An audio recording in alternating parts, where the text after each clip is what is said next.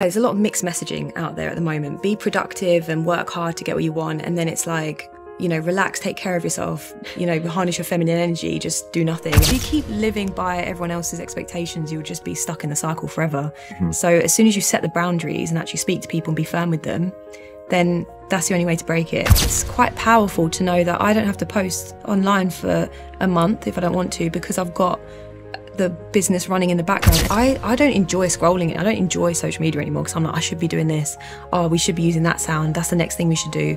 Like, it just ends up being a to-do list for me when I look through it. But anyone really struggling with deciding what they want to do, or the fear of putting themselves out there, I would just say... Hey guys, welcome back to the show. Just a quick note from me to say thank you so much for choosing to tune in to watch today's episode. I've checked the stats recently and I was blown away to see that 93.6% of you who choose to tune in and watch these videos aren't already subscribed to the channel. Now, if you're watching these videos because you're looking to level up in your life and make positive changes, it starts by changing your environment and what you consume. So make sure that you're subscribed to this channel so that you're consuming some incredible, inspirational, and empowering content and stories that will help you make positive changes in your life. Enjoy today's episode and stay visionary. Welcome back to the show, guys. My guest today has created an amazing e-commerce business, which started off actually by selling old clothes and jewelry on eBay. The business has now grown significantly since then, selling custom-made jewelry, which is designed to empower women, alongside doing a load of home decor and furniture stuff, as well as branded clothing and merchandise, which is incredible to see how that brand has grown. She's also recorded a podcast as well under the brand of Girl Boss, and I'm super excited to get into today's episode. Nikki Mahon, thank you so much for joining me on the show. Thank you for having me. I really enjoyed that intro. Appreciate it. Yeah, You're welcome. You're welcome.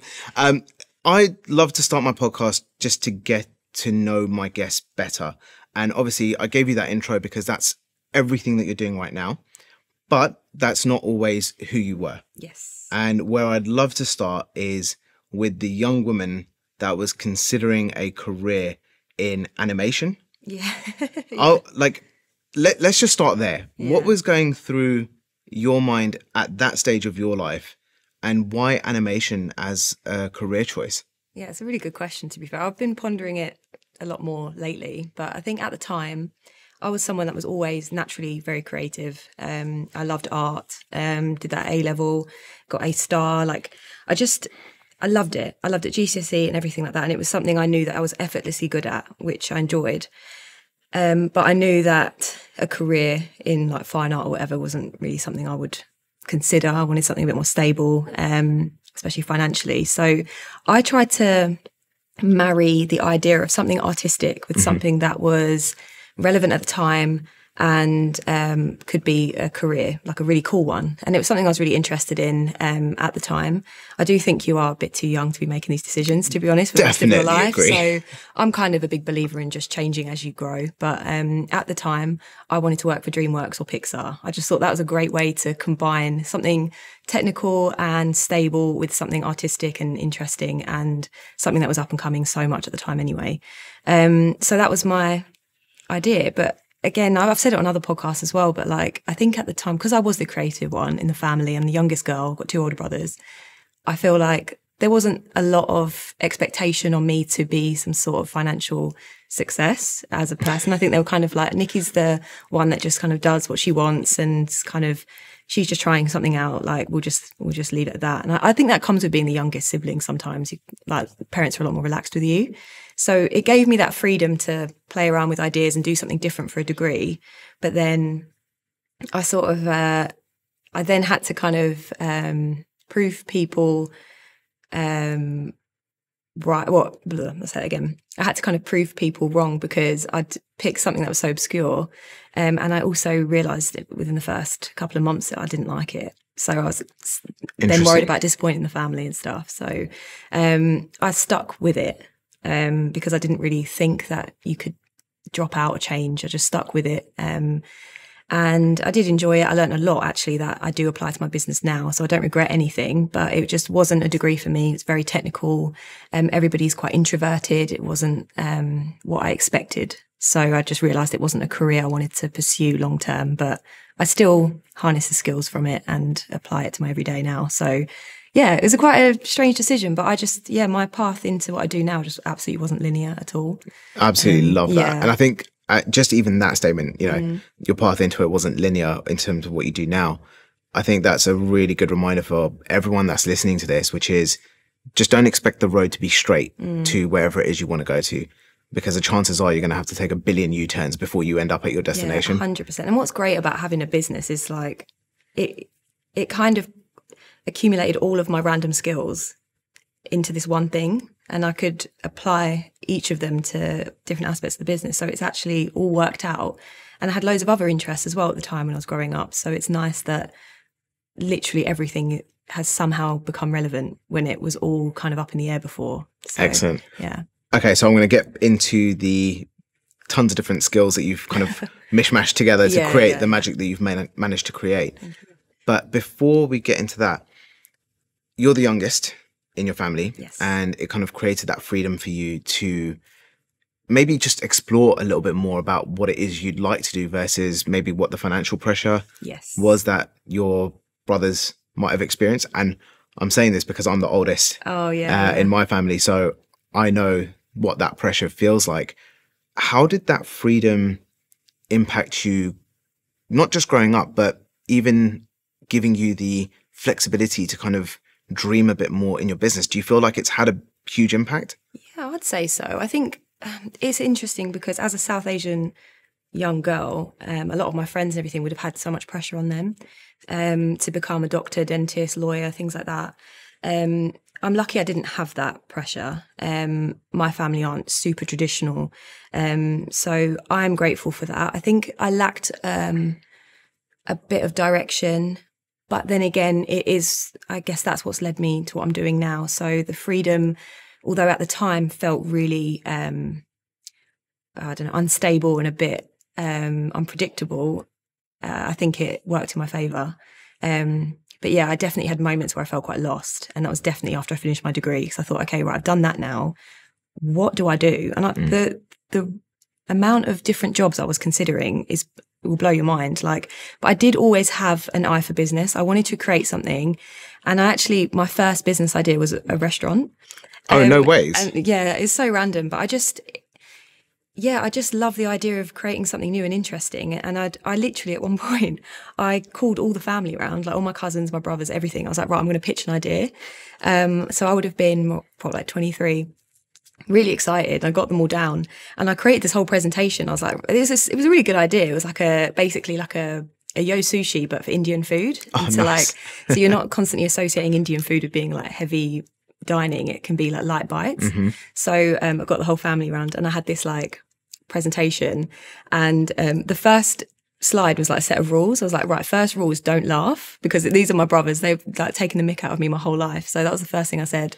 And then I was like, okay, take our questions at the end, don't laugh, all this sort of stuff, like setting it to be like a serious atmosphere. And then I accidentally pressed the wrong button and the next slide was the end. Thank you for listening. And they just erupted in laughter. So it's always been everyone's been supportive and interested, but I have almost forced them to be. Do you know what I mean? So I'm just passionate about everything. As soon as I get an idea, I don't stop thinking about it.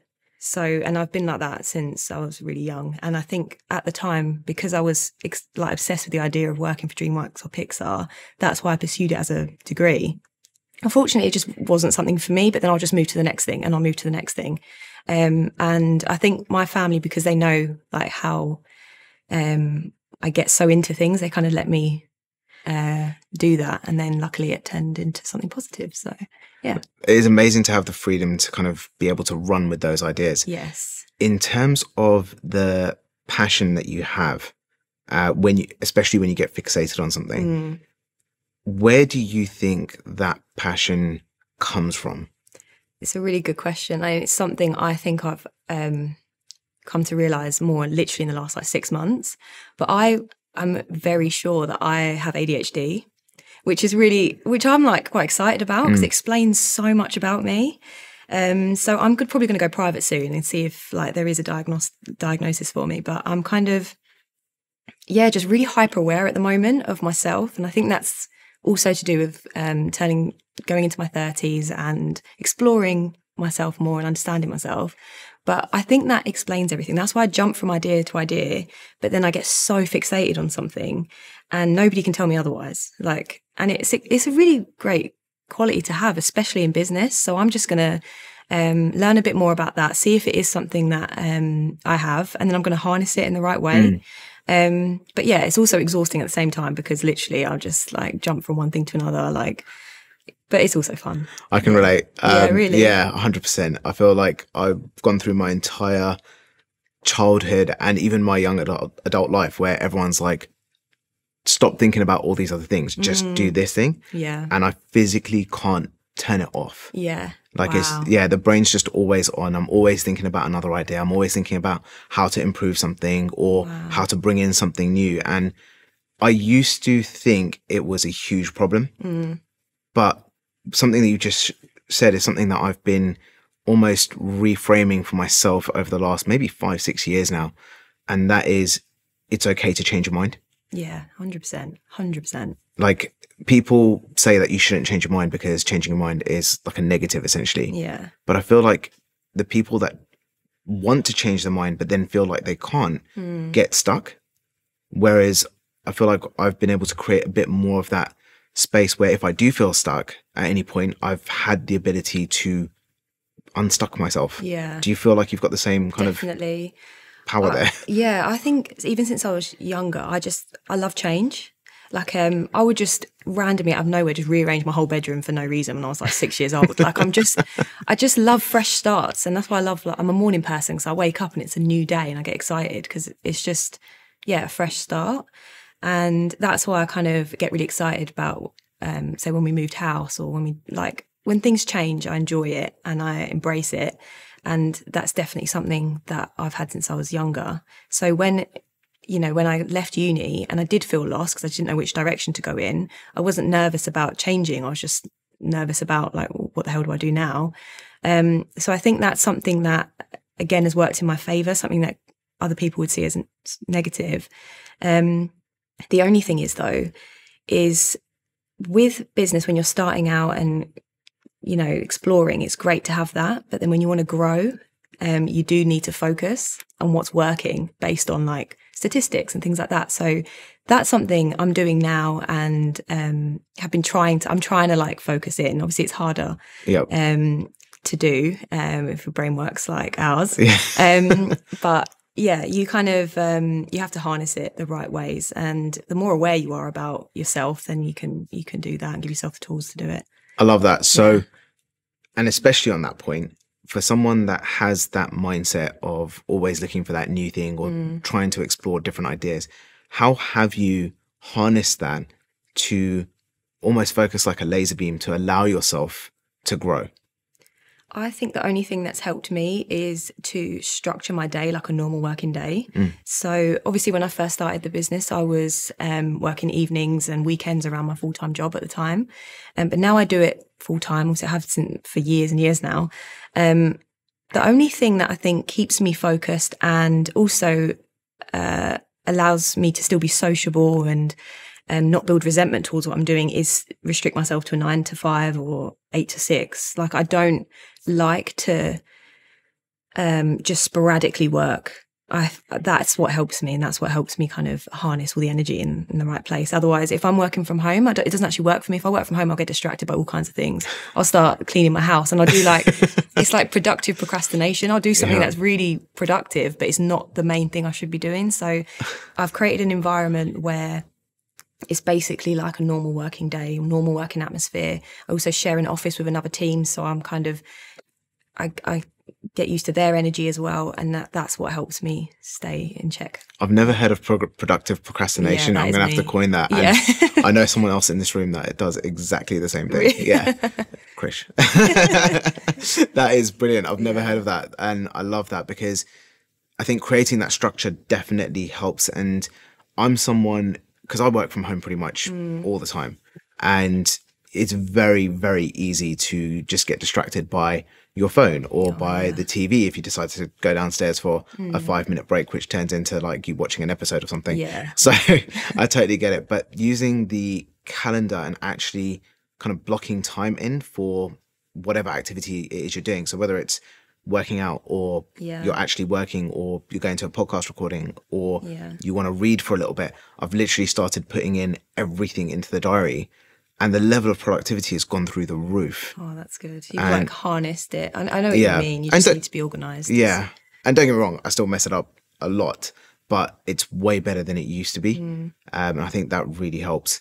And you're totally right. Structure is definitely the answer. Definitely. And then routine as well, I think, because I don't know if you feel like this, but I'll wake up and I honestly, especially a weekend, I struggle on a weekend because there are like 100 things I want to do. So honestly, if I've got a free Saturday, that's it. Like the whole house is getting done. Like I'm hosting this big family. I've got so many ideas. I get excited about everything. So then I just suddenly just feel really overwhelmed because I can't do it all in one day. It's not possible, but I just want to do everything. So if I have a routine, but if I like get up, go to the gym, like settle myself in, then just pick a couple of things I want to do that day, then then it feel a lot better. But just get excited by all the possibilities, I guess. Yeah.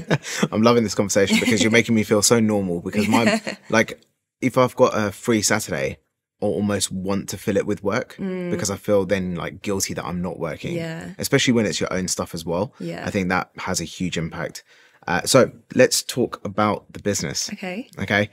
What has that journey been like for you from where you started doing eBay to then creating your brand to what you've got now, which is essentially a fully fledged business selling multiple SKUs, multiple product lines? What's that journey been like for you? Very up and down. Also filled me with a lot of purpose and a lot of self-worth, which I was definitely lacking after I left university. In and out of like relationships that weren't making me feel good. So it's definitely helped me regain a lot of self-confidence, which I really needed. Along the way, it's been very humbling, I would say. You become very aware of what you're good at and what you're not, and what you need to delegate and what you can do yourself. I couldn't even begin to reel off the amount of big lessons I've had to learn, things that have gone wrong. And it's things that, you don't necessarily see on social media. But you just get more and more resilient. So I've been doing it for 8 years now. And I would say like nothing phases me anymore. Whereas honestly, the amount of things that have happened or gone wrong, but you just learn and you just keep going. And I think the journey only ends when you quit. So I just wanted to, just keep chopping and changing things up. So I move with the trends. I move with how I'm feeling as an individual, what I'm interested in, and I just go off my gut quite a lot. But I'd say in the last 3 years or so, I've been focused more on the numbers and what's selling, where it's selling best. How can I focus in on that? And also, I don't know if you've been able to tell, but where I've rebranded the whole business and changed my page from my personal page to my brand page, that was something that was really important to me. I'd kind of grown out of just posting everything on Instagram. Like I really wasn't interested in doing it anymore. I really craved privacy.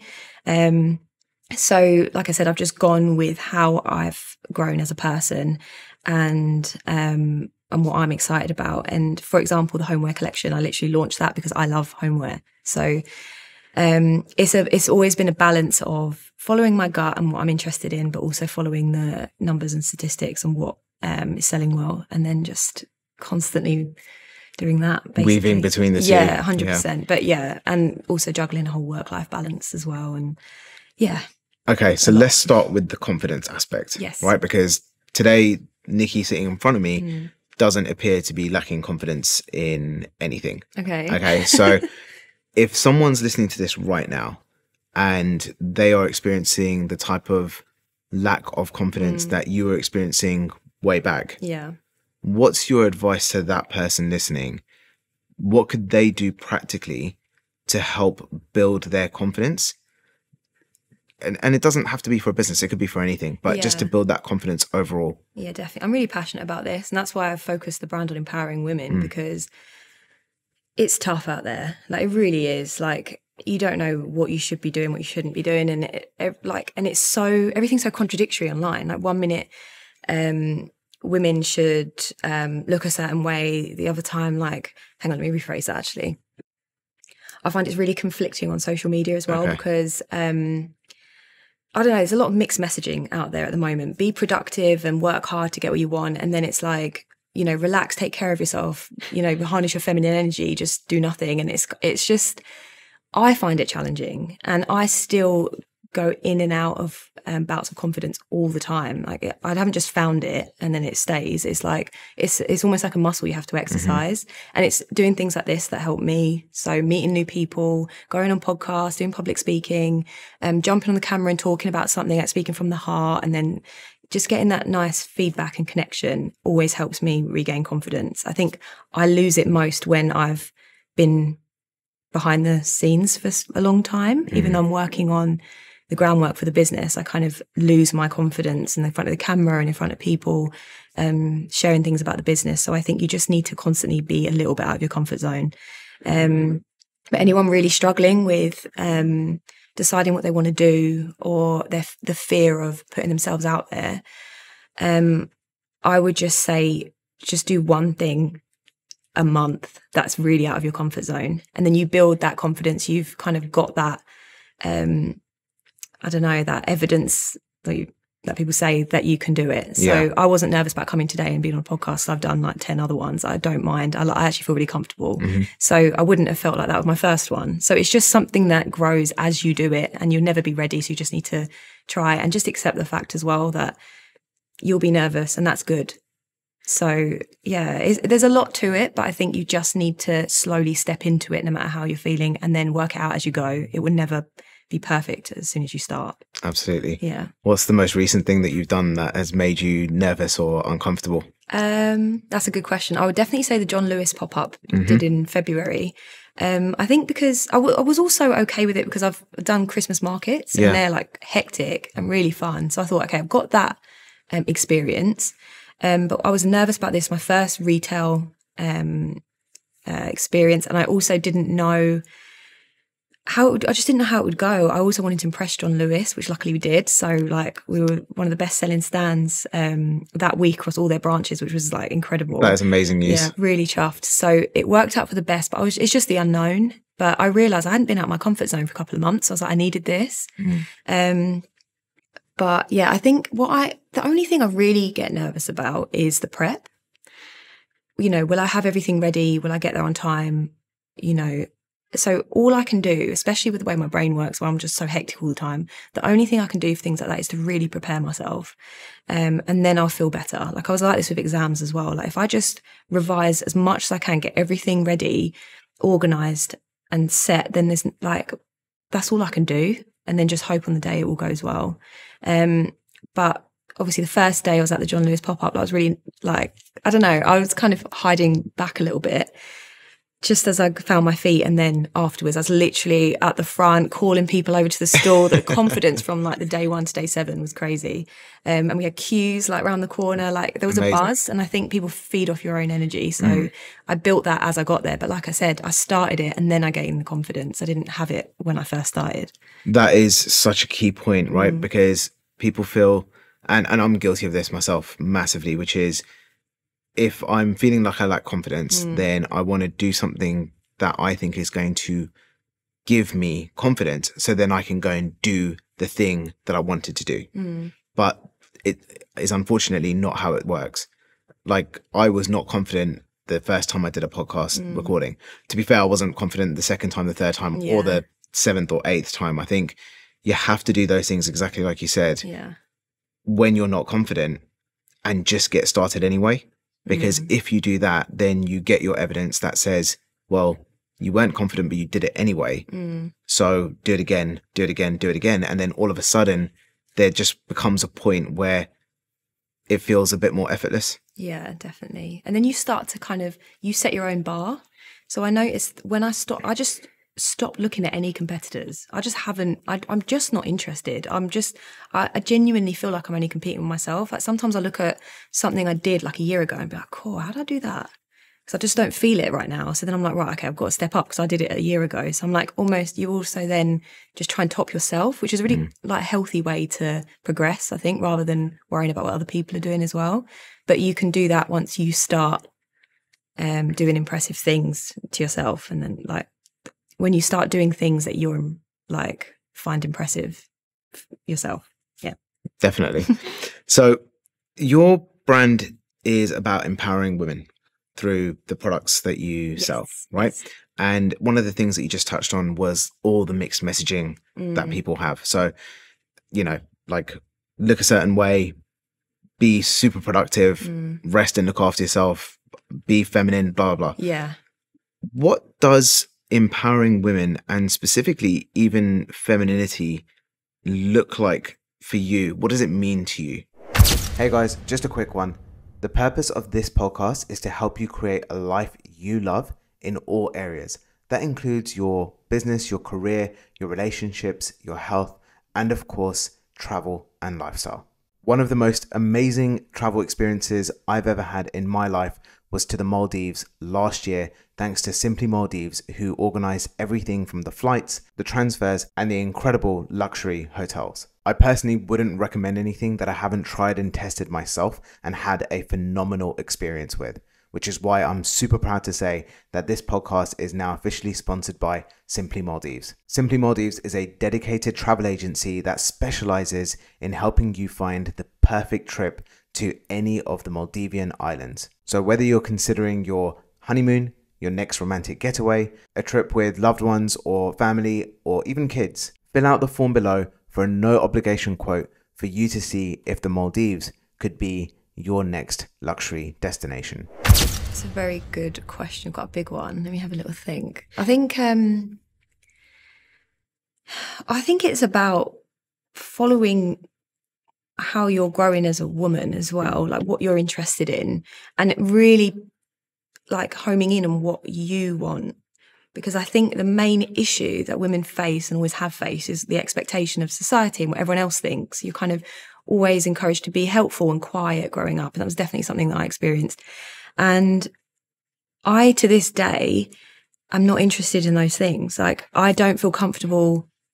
I wouldn't feel comfortable not working, for example, whereas lots of women might do. But it's just something that, yeah, I've just had to learn what suits me and my personality. And sometimes you really have to sit with it and compartmentalize what is, if these decisions are based on outside expectations of you or what you want. And that could be whether you want to get married and be in a relationship, even if you want to start a business or go down work for a company, or if you want to have children or not. So there's so many things you really need to just sit with yourself. And I would almost say having conversation with a professional maybe and just figuring it out, because it really is hard to differentiate the two.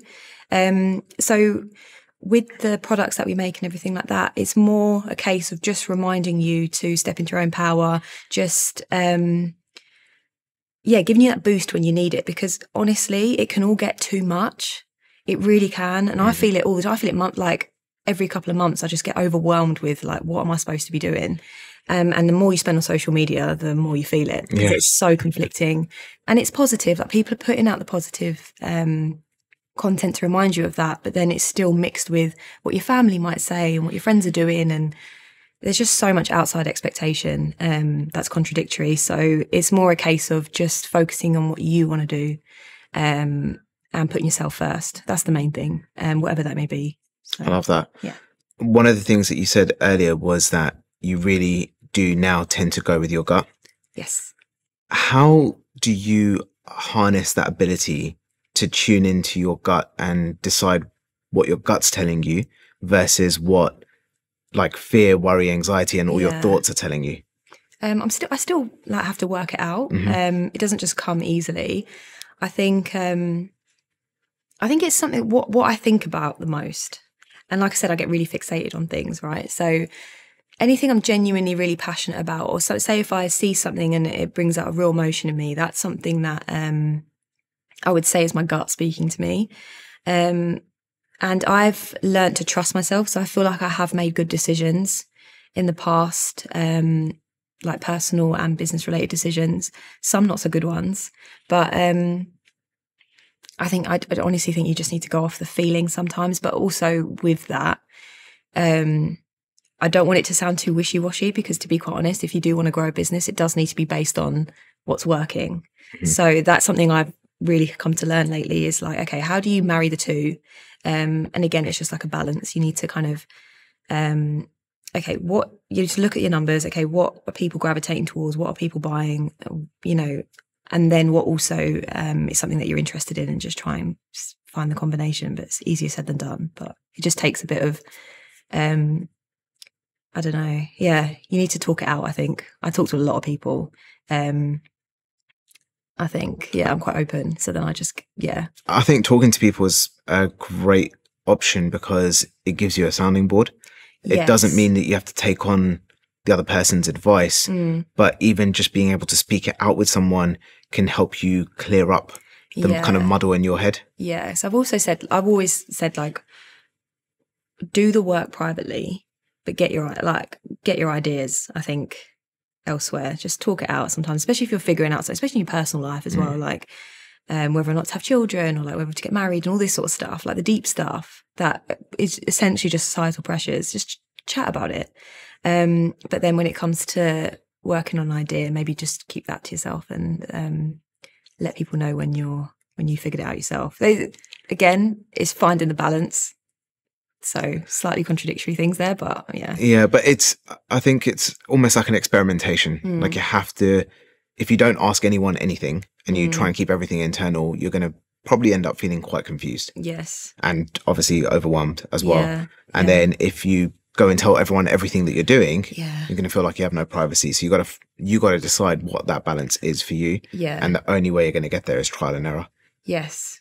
Like, definitely. There's no other way. Yeah.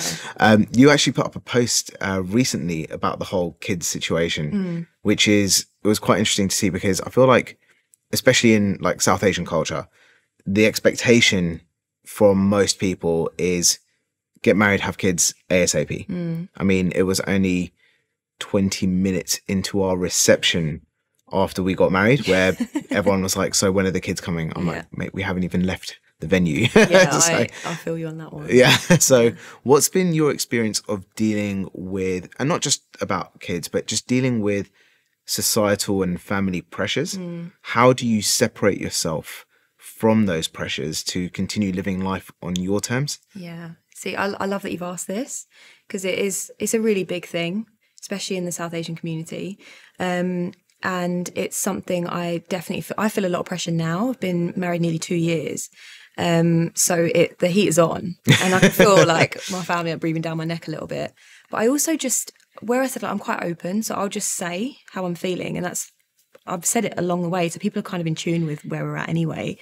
But I'd say what's interesting about the whole having children thing, I was 27 years old when I had a conversation with someone, and I actually realised it's a choice. I didn't even think about it enough to think, oh, actually, there could be a life without having children. And, you know, that may not be the case for me, but at least, like, I could contemplate it then. But I can't believe it took me to the age of 27 when I just spoke with someone who said that they weren't going to have children. I was like, whoa. Because everyone in my family just literally got married, had kids. And I love kids, and that's all I've known. I've come from a really big family. So it's been really interesting. So then I've taken a few years to really sit with that, and for us as a couple, just decide, what do we want? We're still figuring it out, to be quite honest. So that tells me that we're not quite there yet. But yeah, it's a tough one, because that in itself comes with raises eyebrows and things like that. But then even if it will never end though. So even if we had a child, people would be breathing down your neck saying, when's the next one? Yeah. So it just doesn't end. So if you keep living by everyone else's expectations, you'll just be stuck in the cycle forever. So as soon as you set the boundaries and actually speak to people and be firm with them, then that's the only way to break it. So I remember when we just came back from our honeymoon, we're still recovering from the wedding, and I saw some people out, some family friends, and immediately said, oh, so, you know, what about children? I was like, I've literally just come back from the honeymoon. I said, we're not ready yet. Cut the conversation dead. And I think they felt awkward, and they should feel awkward, because they shouldn't have asked that. Yeah. It's 2024, like, come on. And so, and I think we just need to keep being a bit more assertive with our decisions or where we're at. And that you may not know, but if you just say, we're not there yet, but just cut it short. You don't owe anyone an explanation. So yeah, I'm becoming a bit more, I'm just getting better at setting my boundaries, I think. Yeah. I love that. And I think it's so important because we typically will grow up in a culture where if you're not polite, it's extremely rude. And to give someone a blunt answer, like we're not ready, would be considered rude typically. Yeah. Do you know what else I've come to realize? It's like, it's not necessarily about being rude or not. It's more the case of they may not like the answer or may not have enjoyed the conversation, but at least they'll respect it. So that's what I've come to learn. At least they'll respect you as a person and your decision making, as opposed to liking you or thinking you're polite or good and all that kind of thing. Yeah. So as long as there's a level of, you know yourself, you're confident within yourself and you exert that, then you should feel comfortable with that because you represented yourself well and how you actually feel and your values and boundaries and things. So yeah, I totally agree. Like and it's okay to just say what's on your mind. Yeah, absolutely. And it's okay to just say what you're thinking. It doesn't mean you have to be rude about it. Yes. But just be assertive, like you said. And honest. Yeah. Like if you don't know, you don't know. Someone's going to be like, when you get married, I don't know. You know, have you got any other questions? You maybe ask me how I am. So yeah, I think you need to just, it's more in the conviction in yourself. And I think that's with everything. Like if you're selling someone a business idea or like, any sort of decision you're making or working out, just have a bit of self-respect when you say things. Just giving me a great idea to start a podcast that basically is like the school for aunties and uncles. Oh my God. Yeah. 100%. That'll be amazing. Yeah. Okay. Let's go back into the business aspect because you mentioned right at the beginning, and I've seen this obviously on your socials as well, you did a full rebrand. Yes. Okay. Which you obviously weren't resonating with what the brand was previously. Yeah. You wanted to kind of separate personal and business, which is amazing. Yeah. What if you had to start again today? And because you've done this once already, and if you had to start again today, what would you do today? Imagine you didn't have your following. Imagine you didn't have the experience you had. What would be your route to get your brand up and running? That's a good question. Really good one. I would say, obviously, I want to say I wouldn't change anything. So right. Pretend that's not the case. I would hit the ground running with one niche. I would niche down straight away. I wouldn't have anything else on the page, nothing to do with my personal life, just me as the business owner, entrepreneur that has a brand for empowering jewellery, and that is it. And I would just stay in that lane. And I think that's genuinely the way the algorithm is. Like, I do think that's the best way to enter it, especially with so much going on. You just need to carve your lane and stick with it.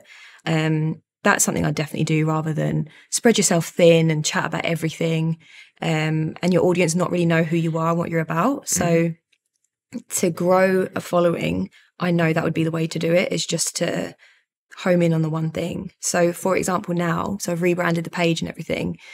I still have a lot of followers that followed me for the personal stuff, and they're probably not really enjoying just the business stuff. So it's almost like a cull happening, which I'm really open to. I'm like, if you're not enjoying it, you're welcome to unfollow me. It's all good. Like I want to get the right audience. So if I started from scratch, I'd be able to attract the right people. You don't want just everyone involved in what you're doing. You want to be able to focus in. Again, it's all about focus, and it's just something that's taken me 8 years to learn, but that's what I would do now, and that's what I'd advise anyone to do if they're starting from scratch. One niche, no matter how niche it is, you will find your people if you stick with it and become an expert at it. Like, even if it's like, I don't know, crafting mugs, just make that your one thing and go online and be really passionate and excited about it and be the best person to talk about it, and people will follow you. The right people will.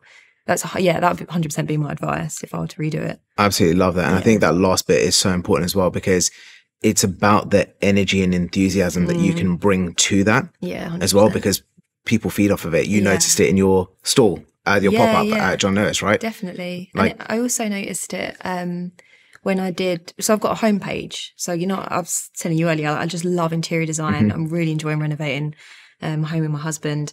And that page is so concentrated with people that are into that stuff. So the engagement is different. Like, it's just so wholesome as well, because we're all in it together. Like, I love chatting to people on there, and I just feel like I know my little lane there. So that's an example of starting something from the beginning, but just having the one focus. So, yeah. I love that. You've become more aware of the data and the numbers. What has been your strategy to grow, get customers, and essentially help your brand become as well known as it is now? Yeah. Obviously, we know that, I'm sure that you want to continue growing it to far beyond even what it is today. Yeah. But what's been your strategy to get customers bought into you? So that's a good question as well. I think at the beginning, I did what most people did and tested the waters with social media and things like that. My advice for any business owners is to find out what your business is without social media, because you can't rely on any one platform. So my strategy, and what I think's allowed me to generate the income every year and to not get buried in an algorithm, is to be on multiple platforms and to understand them, and to not rely on the social media aspect anymore. That is so interesting. Yeah, it is quite interesting, because I don't think enough people are talking about it. They think, okay, I'm going to set up a clothing brand, for example, and I'm going to go viral on TikTok, and then, business is done. It's not like that. You can't rely on your video going viral to have a successful business. You do need to have an actual foundation, a platform by which you trust and understand, that isn't fickle, that, doesn't suddenly, how can you rely on a platform that gives a bowl of strawberries with chocolate on it 100 million views? I'm sorry, that is wild. It's just, do you know what I mean? So this is why I sell on Amazon, because that is, it's not the only platform. I'm on multiple, because I don't trust that either. I don't trust any of them. I think that's the main thing. I don't know what they're going to be doing today, tomorrow, and they're going to keep switching up. So I'm on Etsy, Amazon. Obviously, I sell on the website, and I'm growing TikTok shop and everything now with UGC content. And it's, again, a balance between not spreading myself too thin, but also being realistic about not relying on a fickle algorithm. Yeah. That is chopping and changing every day, and also is quite exhausting to keep up with, to be quite honest. Unless you're someone that takes to it naturally and is really comfortable in front of the camera, I would say you need to look at your business and see what it is without all of that.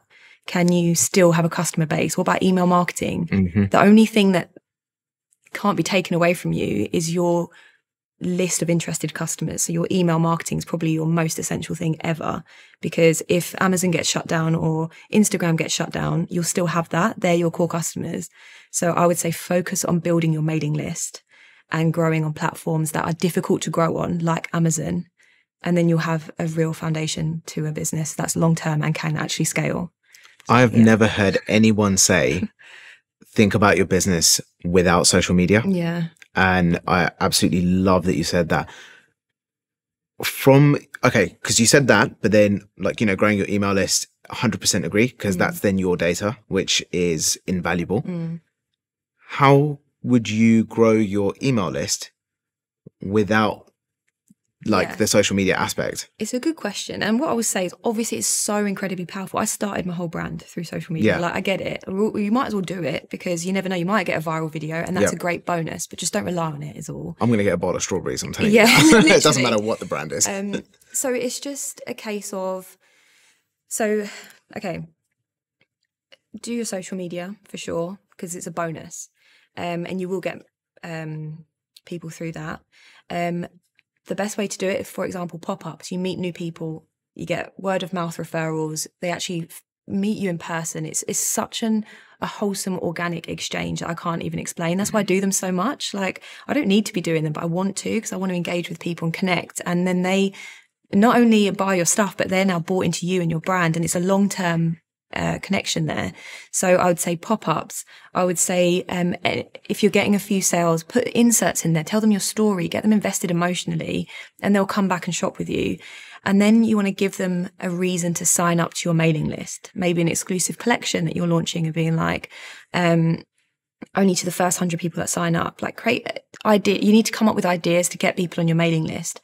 But once you have that mailing list, the opportunities are genuinely endless. And again, it doesn't rely on socials from then on. You might need to use social media to, get going and get people interested. But obviously then you can go down the paid ad route. But if you're going to do that, you want to make sure you have a basis of understanding of that before you delegate it to an agency and things like that, because you can bleed money very easily through that. But to be honest, most successful companies don't just rely on one TikTok account and hoping it goes viral. They've got teeth in the game. They've got, ads running. They're doing it the proper, almost boring corporate way as well. And I just think it's important to remember that, like, especially now, you can't just launch a clothing brand and hope people buy from you and it goes viral. Like, it's too, what's the word? It's too unreliable. Yeah, and very unpredictable. That's the word. Yeah, unpredictable. Yeah, it's both of those. It's definitely. It's not a space that you want to be in where you can't rely on consistency of your business giving you an income. Yeah, and the thing is as well, like, again, I always believe, like, if it was easy, everyone would. If it was, what's the phrase? If it was easy, everyone would be doing it. So the reason why I actually like selling on Amazon and I like the challenge of it is because I don't know, none of my competitors are doing it because they don't know how. And I'm like, sick. I've been doing this since 2016. I've got that upper edge, but nobody on socials really knows that. Yeah. So it's quite powerful to know that I don't have to post online for a month if I don't want to, because I've got the business running in the background and it's really passive. Now I've done all the groundwork. So that's what I'd recommend. Like, if you're going to sell your brand in a couple of years, and they ask you, what's your customer base? I had one viral video back in 2021. Like, it doesn't work like that. Yeah. Obviously, if you have that consistent connection with people online and it comes to you naturally, you love being on camera and people have really invested, that's so great, and definitely harness it. But just try and build the foundation around that as well, because you will need it if you want to scale long term. I love that insight. And you are now the second person ever to be on a podcast with me, and his episode hasn't been released yet, but he turned around to me and he said, you have to treat your business, no matter how small, like a corporation. Yeah. And it's interesting because most people go into leaving their corporate job because they hate corporate environments, which is why they want to start their business. So then they try and make their business nothing like a corporate environment. Yeah. But there's a reason why corporates are as massive as they are. Yeah, it's interesting you say that, because I am that person. Like, I'm not a numbers person. I don't love the serious side of it. But at the end of the day, it's important. And you know what? The thing is, the humble story sells. So when you are starting, let people know you're working from your bedroom. Like, people love it. And it's nice to see the beginnings. And that's how I started. But now I'm at a stage where, there are actual board meetings. There's real life stuff happening every day that we don't put on social media. And it involves all the boring stuff. Like, most of my days, I'm behind the scenes working on Amazon and doing all the listings and PPC campaigns and things like that aren't interesting. But the original story will always be interesting. So I always kind of tell it and post about it and things like that, and the journey to get where I am. But it's the realistic side of it is it's not all fun social media, cutesy or packaging things in your bedroom. Like, it's not, it can't be, especially if you actually want it to be big and you want it to be a success and your full-time job. If it's a hobby, that's cute and that's nice and people love to see it. But it's just if you want to scale, basically, is what I'm saying. And you want to be doing it for 10 years, 20 years. And you also want to stay in love with it along the way. Yeah. You need to get into that side of it as well. I love that. Again, balance. Yeah. Always. Yeah. And it's finding out what that balance means to you, because what it is to you is going to be different to someone else as well. Yeah, 100%. Now, you've got a team. Yes. And normally I would have asked you, what makes you a good leader? But from even this conversation, I just get the vibe that you're very self-aware. Yeah. And what my question for you then is what has your team taught you that has changed the way that you do business? That's a really nice question. They teach me a lot. I think it's being able to delegate has been probably the main thing as soon as I started hiring, and trusting other people. That's always been hard for me. I am I'd say a control freak. It's all I've known since I started the business. Like, it's just been me for a long time. And then when I had to trust other people with especially the creative stuff, which I really genuinely adore as well, passing that on has been challenging. But I think, again, over time, you kind of work with your staff member and you realize what their strengths are. So that's got better over time, but that was definitely something I learned. And then also actually asking for help and listening to criticism has been really interesting as well. So, when I've had loved ones and things, I've always kind of kept everything I'm doing to myself. I've not wanted to have anyone's opinions. I've not wanted to, I don't know, I just not wanted to accept help. And I think that's the whole point of the business and regaining my self-worth and stuff. But as it's grown, I've needed to bring people in that know more than I do, which is a bit of an ego hit, but it's important. So when you hire, I've been hiring girls that are younger than me, less experienced than me, and then I train them up and things like that. But then when you bring in someone that knows more than you and let them look at your business and you get advice from them, and say you like a networking event or something like that, or you get a mentor, things like this, it helps. And it's humbling, but it's so important, because otherwise you are kind of stuck in this place where, say, every day at the office, I'm there and everyone's asking me questions. And I don't always have the answers, or, I want to leave feeling like I've learned something as well. So I communicate a lot more with people that are more successful than me, which I'm enjoying lately as well, and bouncing off ideas with other people as well. But my staff absolutely have helped me learn to delegate. They've helped me be consistent, because that's something I drop off of a lot anyway, as you know, like my attention span, I get excited about everything. So they hold me accountable for a lot of things. If I say I'm going to shoot this next week and then I get distracted and don't bother, like they'll definitely hold me accountable. And also like patience and kindness. Like, I think we've got a really lovely atmosphere in the office. Like, I've found like the most amazing girls, and I think I've definitely kissed a few frogs. But the team now is just, the dynamic's just working, and we're all bouncing off each other. And I just feel like we're there for each other. And I think my personality is, well, I'm very open. I love communication. I always want to check in on them. So there's never any I don't think a lot goes unsaid. We're very open and chat all the time. So yeah, I like to think I'm a good boss, hopefully. Yeah. I'm sure you are. And I'm sure the team will say so anyway. Yeah. But you can tell just from the way you describe the vibe that you feel. Yeah, I think that tells you a lot about what a team is actually going through, because, vibe is energy. Energy is contagious, and everyone will feel it if something's off, and 100%. Everyone will feel it if everything's kind of in harmony. Yeah. And to be honest, quite a lot of days things are off, and I'm like, I don't know if I should bring my energy into the office, because it affects the girls. So I'm like, again, I'm just trying to work out how to be myself and actually process emotions and feelings when things go up and down, and how to always be inspiring and keep the morale up in the office. So yeah, there's quite a few aspects now, especially as it's scaled, because you're not just an entrepreneur going through things in the business. You are actually responsible for other people and how they feel about the company and their passion towards it. So you've got to just be on all the time and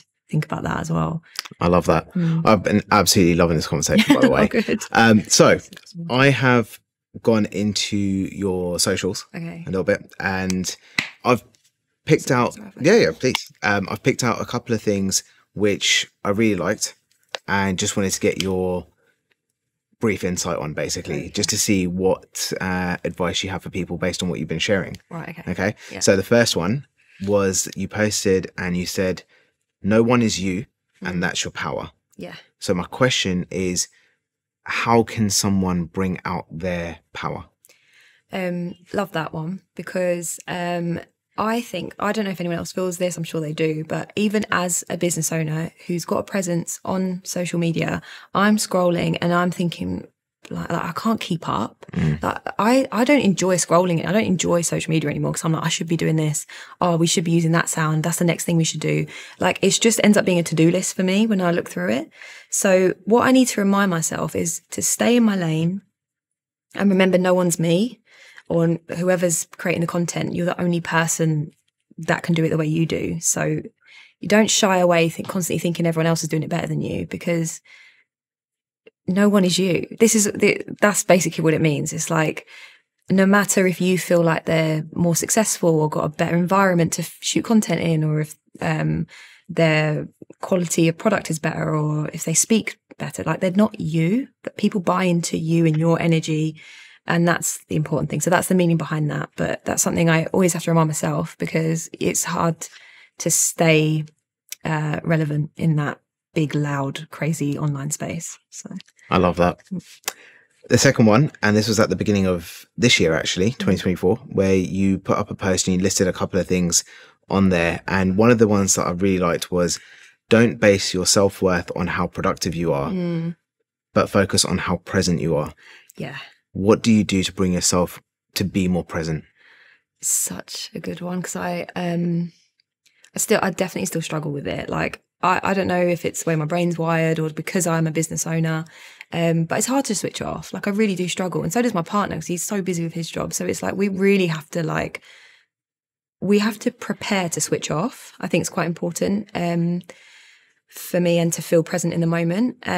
So it's almost like, say Friday evenings, that's like our evening as a couple, and we just close all the curtains. We literally just like put on a show that we want. We have the meal that we want, and we just shut out the outside world, put away our phones.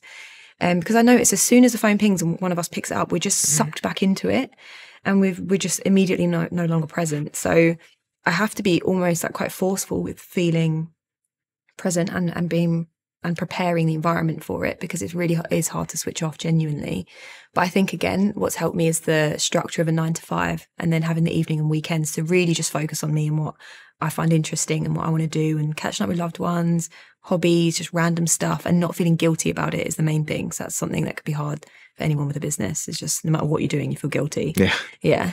I love that as well. And you're probably the first person that I've heard say that you have to almost be forceful with yourself to be present. Yeah. And I think that's actually quite important for everyone listening as well, which is, presence isn't always this amazing, like, super easy feeling of just being without technology and being without, you're thinking about work or your calendar or whatever. And you might have to, force yourself to do it in the beginning, and that's okay. But again, the more you do it, the more it will become natural, where then you actually look forward to those moments as well. So yeah, love that. Third one, and this was, there are 2 ways to be: bitter at someone's success or feeling pride for them. Is that what I've said? You said that, yeah. That's fair enough. Oh, I did a deep dive. I went all the way down. So, how can someone make the shift from feeling bitter or jealous about what someone else is doing to feeling proud for them? That's a good one. And I think when you feel a pang of jealousy, or like, you think, oh, why do they have that and I don't? I think it's because they're doing something that you're interested in doing. You don't really feel like that. Say if I saw someone with a really sick, like, ice cream van business, I'm not going to get jealous of that because I'm not sick. Well, good for you. Like, that's something I'd never do. So I'm happy for them. When it's someone doing what I want to do and I'm not doing it and they are, then you'll feel it. So I almost think it's a good sign in a way. Like, you're clearly interested in that thing for yourself. That's probably why you're feeling that way.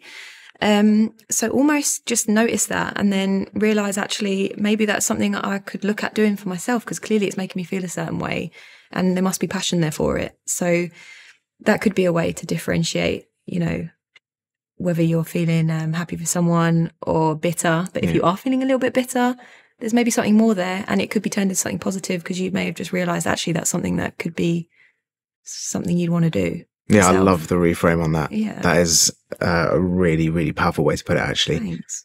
Okay, final 4 questions for you. Okay, cool. These are more like a quick fire round. So what's the one skill that you think is essential for someone to be able to succeed in today's world?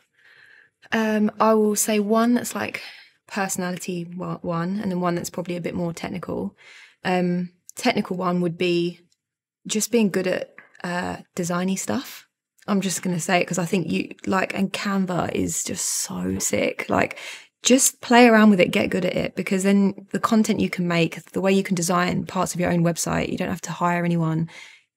I actually don't know how I would have got this far with the business. The amount of graphics and stuff I've had to create on listings and social media and ads and email campaigns using Photoshop and Canva. I don't think I'd be here, because if I'd be paying a designer every time, like, oh my God, I'd be bankrupt. Just get comfortable with creative tools. And there's never a better, now is such a great time to get into it, because they're amazing tools. Photoshop is so convoluted. Now you've got Canva and it's so easy to use. Yep. So it's like absolute essential, I think. Don't outsource your design work. Like, just get comfortable with it yourself, because it's really important. And then personality wise, I think it's,